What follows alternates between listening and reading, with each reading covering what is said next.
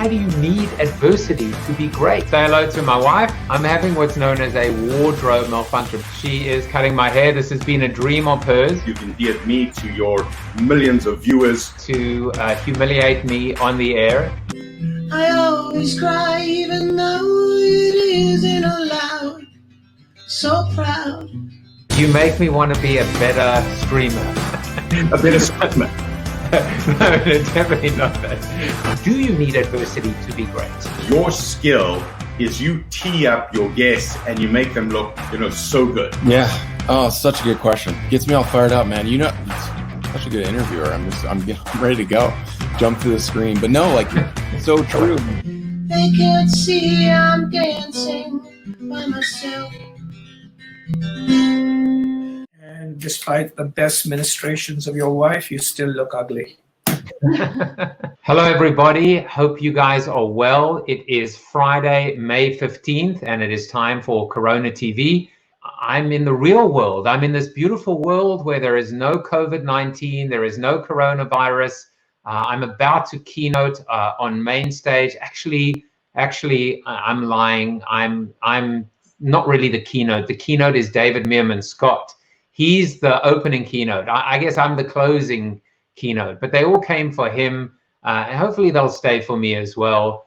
This is what life used to look like, right? This is what life used to look like, with big halls filled with adoring fans, because we're talking about fans today. And if we are not creating fans, we may as well get into a different business, because there's no point. It's all about fans and passion. And who better than David Meerman Scott to talk about that? It's good to see you, Joseph. How you been? Keeping my spirits high, and I'm optimistic, and I'm excited, and I'm energized by seeing your continued svelte face. I am constantly keeping the fitness routine going. I always go back and I always say that every one of your books is like a child. You don't have a favorite, but you love them differently. But the one thing I was so proud of, I have a child who is my favorite, no question about it. Which would tell me that there's only one, right? Oh, I maybe, but there's definitely a favorite, no question about it.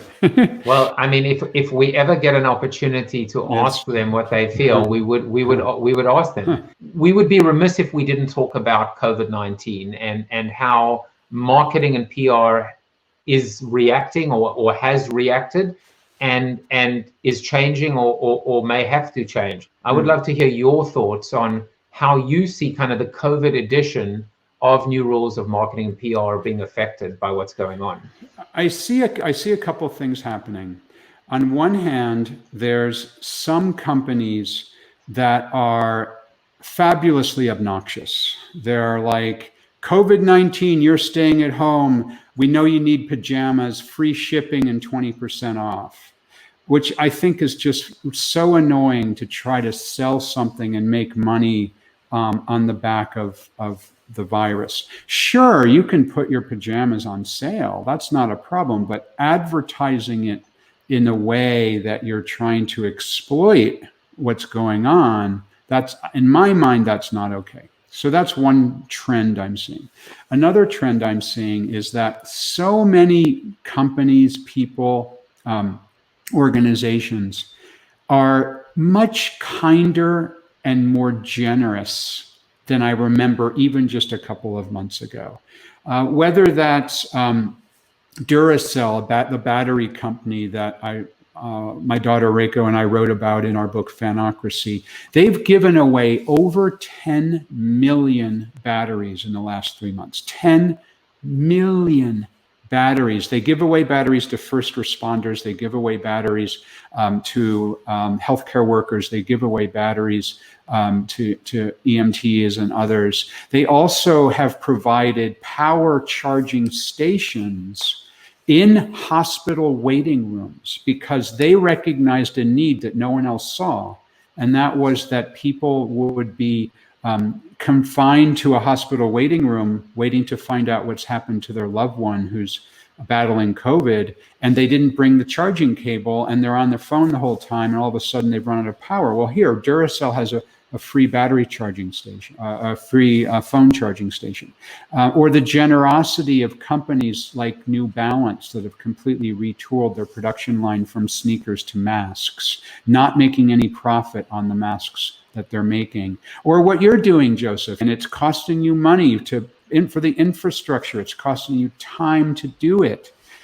It's kindness and generosity. So I think that's actually a really super cool outcome, that some organizations recognize that the more you give to the universe, the more that comes back. And I think that's a really important thing that's happening in marketing right now. Even if there are ulterior motives, just do the thing, do it first. And then even if you are going to get criticized, first of all, doing it is better than not doing it. But doing it for the right reasons, with that kindness, that empathy, that generosity, that is, and I love the fact that that is a new rule. And I think we would all embrace that. You wrote a book called Fanocracy, turning fans into customers and customers into fans. But, I have to protest, because it's not just your name on this book. Correct. There is your favorite child, Reiko Scott, who's on the book as well. And it just seems like I have done her a disservice, and you have done her a disservice to have you on talking about it without her. Yes. So, I feel like we should just bring her onto the show. Let's do that. And have her join us. Welcome, Reiko. Thanks for having me. Wow, it's the favorite daughter in the flesh. I'm glad it was me. I was worried that you had some secret out there. No secrets. Can I be the favorite interviewer? Yes. I've got to try and figure out how to get rid of your dad now, and then I'll just focus on asking you questions. But please do. What was it like working with your dad on a book? On a book, no less. I know. And you guys are still smiling. It worked out so much better than we could have hoped, honestly. Like, we already had a good relationship, as you know, I am the favorite kid, but but I think we come at it from very different angles. I think it would have been very different if I did follow in his footsteps and I was in marketing, went to school for it, or was even in business at all. But because we were coming from it at very different angles, I think we had this mutual respect for all of the ideas that we had and the collaborate efforts we were part of. So I don't think we ever really got into a fight. We were very much like, this is... because of the medical background, but even more than that, Reiko studied something called narrative medicine at Columbia and has been digging into it since then on her own. And it's a real interesting, specific merger of the ideas of literature and the ideas of medicine. So maybe Reiko can explain it a hell of a lot better than I can. But that became a very important part of the book. Yeah. Well, what narrative medicine is basically a way of looking at medicine through a more humanistic angle, kind of using the aspects of literature to see each patient as a whole being and be better at asking them questions and seeing their own particular history that might be different than their, diagnosis. So, and I saw that very easily expand to companies in general, because our basic idea for this book was that all companies, all marketing has to be very human. And so those same ideas of seeing every customer as a whole being with a different history, different story, came into effect very easily. I've been to 804 live concerts. I've been to 75 Grateful Dead concerts. My best friends are the people I go to live music shows with. And so we were like, what's going on there? There's something going on there. And then Reiko would say, yeah, there's something going on there with my friends who go to Comic-Con with me, people I talked to about Harry Potter with. And that's kind of what led to this idea that our thesis became any organization can build the same kind of fandom as the Grateful Dead or Harry Potter. And that is a very bold assertion, right? To say that any organization can do it. I mean, the one that you always talk about that I think is funny is the underwear company, MeUndies. Because you love getting your different patterned underwear in your subscription every month, and it's not something that you had originally. It's an underwear subscription company. And what's so cool about them, I mean, they're just so genuine and so interesting. Their Instagram, I don't know, it must be 500,000 people by now. And people share photos of themselves in their underwear. They share photos of themselves in their underwear with their partner because they make pair underwear, the same pattern for both men and women, or groups of friends, and they're very inclusive of the different types of people who live together, and so it's just really, really, really interesting. And yeah, I subscribe. It's like every month I can choose which pair I'm going to get, and they have exclusives. I mean, I could geek out about my underwear. I assume you don't return them when you're done with them, right? They're not. No. Okay, good. Just check in. Here's another example, though. There's a U.S. government agency with over 50 million fans, a U.S. government agency where you can be walking down any street in the world and not be surprised to have somebody coming towards you with a NASA t-shirt on. And I'm a fan of NASA myself, huge fan of NASA. I wrote a book about the Apollo lunar program. I have a museum in our house, right, Reiko? Yeah, they're a government agency with 50 million fans. I'm just changing actually the title. So I just added in "and massive geeks." That's a bit of real-time programming change. Very fair. It doesn't matter whether you are a government agency or it doesn't matter whether you're undies. There is a common word, and that word is passion. There are so many people, however, that, they've got their LinkedIn profile here, and that's just business. It's all the serious stuff. And then over here, oh, yeah. And then when we're on Facebook, and this is where we hang out with my college friends. And the people who are the most successful seem to be those who can combine those two things and show the world in their business life what they're passionate about in their private life. And it's not work-life balance. That implies that those are two different things. It's how do you bring your work and your life together in such a way that you're always happy. Those two worlds have collided to the point where there's no Venn diagram. There's just that. The people who have been thriving in the last couple months are those whose work and life kind of already had merged in one way or another. And they're like, okay, well, this is just different. I'm not going to the office. It's just different. I'm still doing the stuff I love to do. I'm still doing the work. The people who have struggled more, I think, are those that have had a big fat line with a brick wall down the middle, and that work is over here and fun is over here. Because then when they're at home constantly, it's, oh my God, where am I on this brick wall? So you were so passionate about wanting to write about the ideas of how different artists engage with their fan bases. A lot of where I come from is this kind of part of fandom that does fan fiction, fan art. It's a transformative type of fandom where people take the thing that they love and then work on it and make their own thing out of it. And some artists are really happy about it. They're like, yes, great. Like, you love our thing so much, you want to interact with it on like a creative level, and that's great. And then some are not as happy about it, and they put up boundaries. Or like, no, I own this thing. You can't interact with it in that way. And that really shuts down the fandom. And people are like, if I can't be creative with it, then I'm just going to leave and move on to something else. Once you put your art out into the world, it no longer belongs to you. It belongs to the fans. If you want to ask a question to David, to Reiko, they're going to offer a little mini live Fanocracy for you. bit.ly/CoronaTV Aftershow. We're going to head over there in just a few minutes.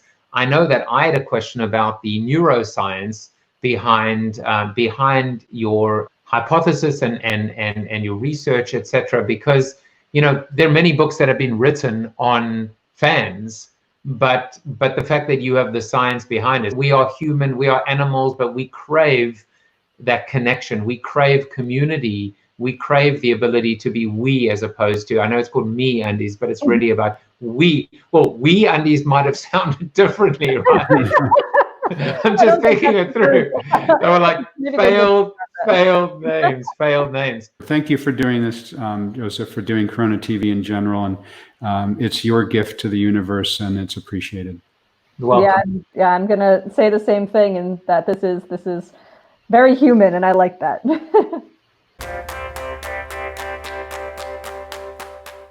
The question I actually wanted to ask was this idea of the neuroscience, which is what actually is the science behind this? I mean, I think we all get it, we all understand it, but there's actually science behind it, which is awesome. Yeah. So let's dig into that. That's actually something that's worth spending a moment on. I want to share one thing first, and I'm going to ask Reiko to jump in, and then I want to finish up with my demonstration. Reiko knows what that is. So the part that was fascinating to me was that all human beings are hardwired to want to be part of a tribe of like-minded people, because that's where we feel safe and comfortable. And so that goes back, thousands of years, because when you're with your tribe, you're safe, you're out of danger. And when you're not with your tribe, you can feel vulnerable. And so if I'm at a Grateful Dead concert and I'm with my friends, that's super, super comfortable. I can talk to anybody there, even if I've never met them, because I know that they're part of the same tribe. So organizations that can cultivate that is great. And you're actually cultivating it right now, Joseph, with this Zoom room.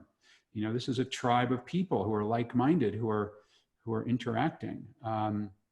And that is rooted in neuroscience, which is really, really interesting. Reiko, do you want to add to that? And then I'll do what do you do in COVID? Yeah, so the thing that my dad's gonna show off is a thing called mirror neurons, where when it's something that comes from an evolution of how to learn, and especially like kids learning from adults, seeing someone do something and then imagining yourself doing it, and then doing it yourself. And so mirror neurons are neurons in your brain that fire both when you are doing something and when someone else is doing something. So you feel connected to that person because the same neurons are firing. And so the demonstration. So there's a neuroscientist named Edward T. Hall who identified different levels of proximity one person to another. Further than 12 feet is called public space. And in public space, we know that people are in our public space, but we don't actively track them in our subconscious. Inside of 12 feet to 4 feet is called social space. So now in the era of COVID, we're social distancing, which means we're keeping people outside of 4 feet, and inside of 4 feet is called personal space. The closer you get to someone, the more powerful the human emotions, the more powerful the shared emotions. So if you know somebody well and you walk into a cocktail party and you're 4 feet away having a cocktail, incredibly positive, powerful emotions. If you get into a crowded elevator, you're 4 feet from somebody or even closer, you can feel negative emotions because your body goes into the fight or flight mode because your ancient brain is saying danger, danger, danger. So what about now? What about during COVID? Or what about what we're doing right now here on this video? And the neuroscience around mirror neurons can explain that. I'm holding a lemon and a slice of lemon, so I'll demonstrate this idea. If I take a bite of the lemon, it's really powerful, right? It makes my eyes close and my mouth begins to water, and my saliva glands are doing their thing, and mouth puckers up a little bit. I can feel the lemon on my tongue and my lips, and my brain is firing from biting into the lemon, but your brain is firing too. And I bet every single one of you is tasting the lemon. And so where this becomes really interesting from a fandom basis is the same thing is true of the video that we're doing right now. And the reason that Zoom is so powerful, or other types of videos like this, is because this is cropped about 4 feet away. I'm not 4 feet from the camera, I'm actually closer, but it makes it look like I'm 4 feet away from you if you're looking at me. And your mirror neurons are telling you you're in the same room as me, even though intellectually you know that I'm hundreds or thousands of miles away.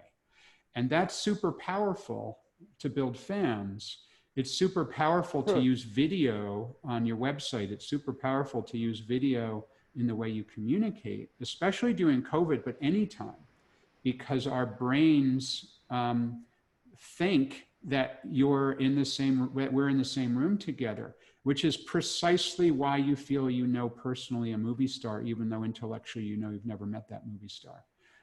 So it's a really interesting way to build fans, the effective use of video. It means do what we're doing, you know, not having any fancy backgrounds, except for Joseph, he has a fancy background. You don't need a fancy background. You don't need special lights. Just talk to the camera and 4 feet away. And oh, look at that. There's even more fancy.